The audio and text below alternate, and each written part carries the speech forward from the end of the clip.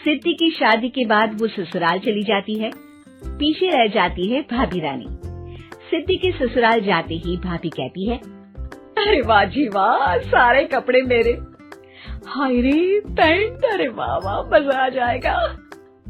अरे ये सिद्धि की अलमारी के सामने खड़े होकर क्या बड़बड़ा रही है? जाकर देख मेहमानों को विदाई की मिठाई मिली कि नहीं। अब हाँ माँ जी, क्यों नहीं, लेकिन पहले कपड़े तो बदल लूं। अब रानी आ जाती है सिद्धि के उन कपड़ों में जो वो ससुराल जाने से पहले घर छोड़ जाती है।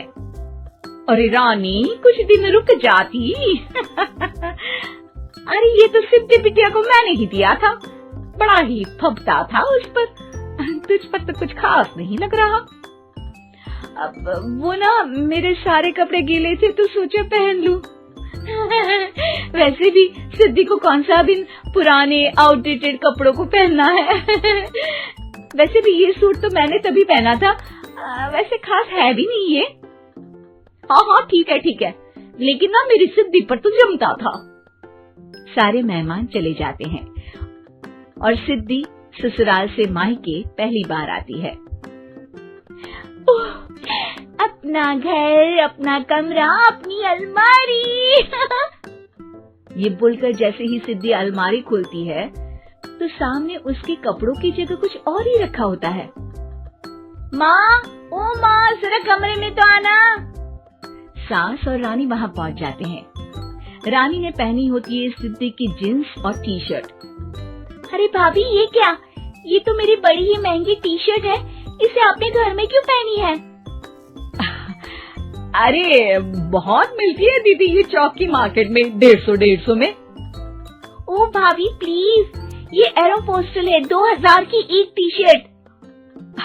ओहो, 2000 में तो दीदी 4 साड़ी आ जाए। अब क्या बोलूं? भाभी, ये मेरी अलमारी में छोटू के कपड़े, तो मेरे कपड़े कहाँ हैं? मेरी अलमारी में? अब दीदी आपको कौन से पुराने कपड़े पहनने थे? माना भाभी, लेकिन मैं जब घर आती तो यही सब पहनती ना। अरे तुम तो बड़ी कंजूस हो दीदी।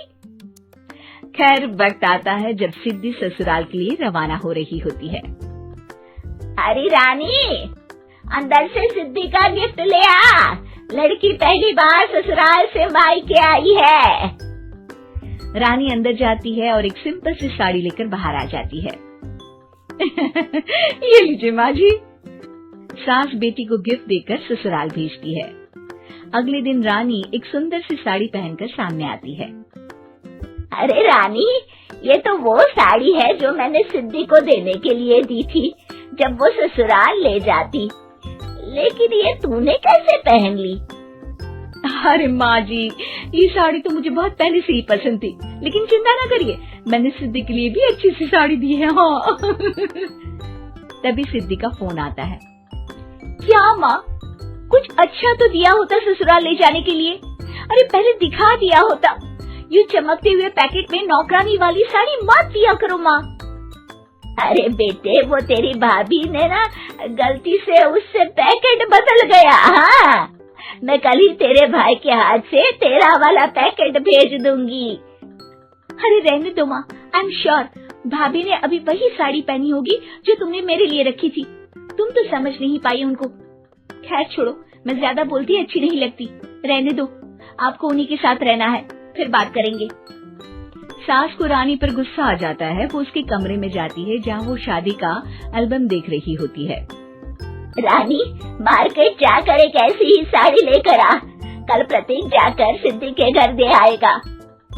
अरे क्यों माँ जी, कितनी साड़ी देनी है दीदी को? यहाँ कोई सेल लगी है क्या?